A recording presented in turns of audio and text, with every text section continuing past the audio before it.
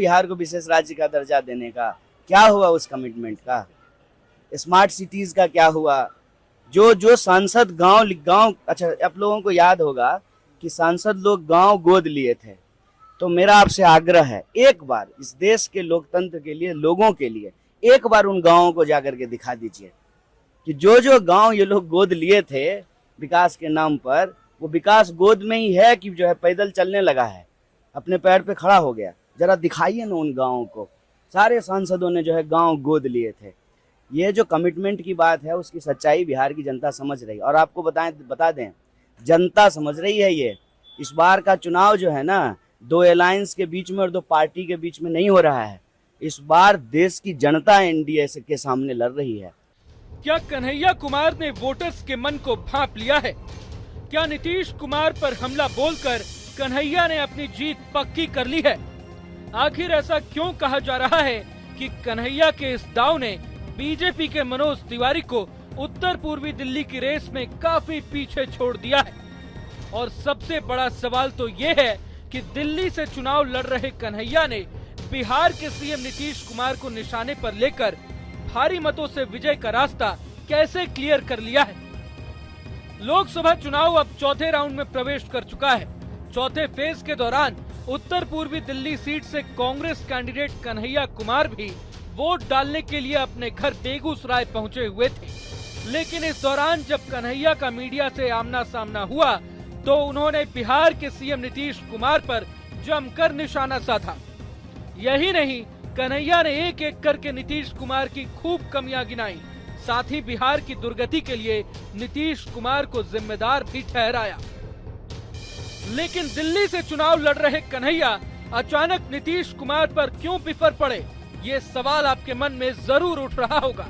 तो आपको बता दें कि नीतीश पर कन्हैया का ये अटैक महज इत्तेफाक नहीं है, बल्कि एक सोची समझी रणनीति है जो कांग्रेस पार्टी ने दिल्ली फतह के लिए तैयार की है। कांग्रेस की स्ट्रैटेजी पर बात करेंगे, उससे पहले कन्हैया कुमार का पूरा बयान जरूर सुन लीजिए।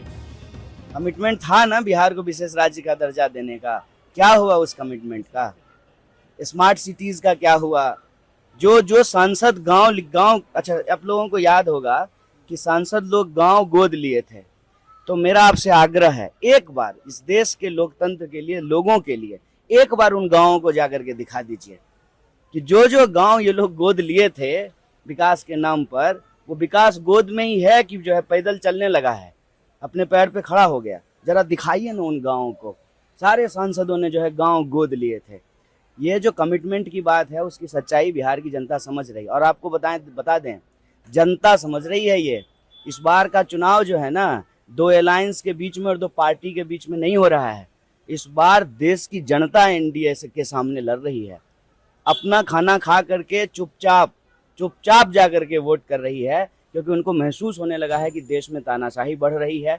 और जिस तरह से बीजेपी सांसद का लड़का बूथ को कैप्चर करके हाथ में ईवीएम लेकर के वीडियो बना करके कहता है कि ईवीएम मेरे बाप का है, इसको जनता समझ रही है।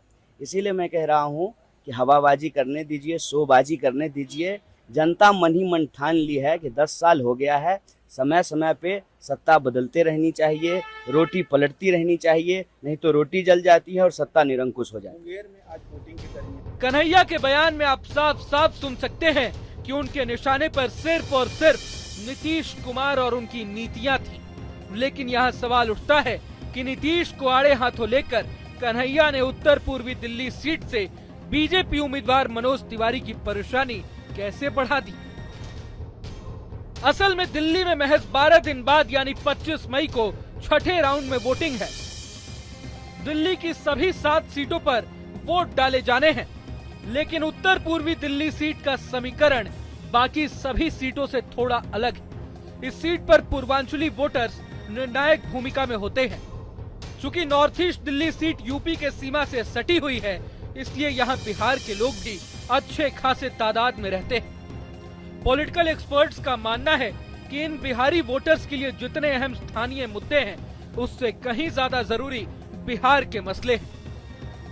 चूंकि पिछले 2 दशक से नीतीश कुमार बिहार के सीएम हैं, इसलिए पॉलिटिकल एक्सपर्ट्स का मानना है कि उत्तर पूर्वी दिल्ली सीट पर नीतीश सरकार के खिलाफ एंटी इनकम्बेंसी फैक्टर काफी हावी है, जो दिल्ली के लोकसभा चुनाव में असरदार साबित हो सकता है। ऐसे मतदाताओं की बात करें तो कोई पैसे कमाने के लिए बिहार से पलायन करके दिल्ली में गुजर बसर करने को मजबूर है, तो कोई बिहार में रोजगार न होने के चलते राज्य के बाहर जाने पर बाध्य है।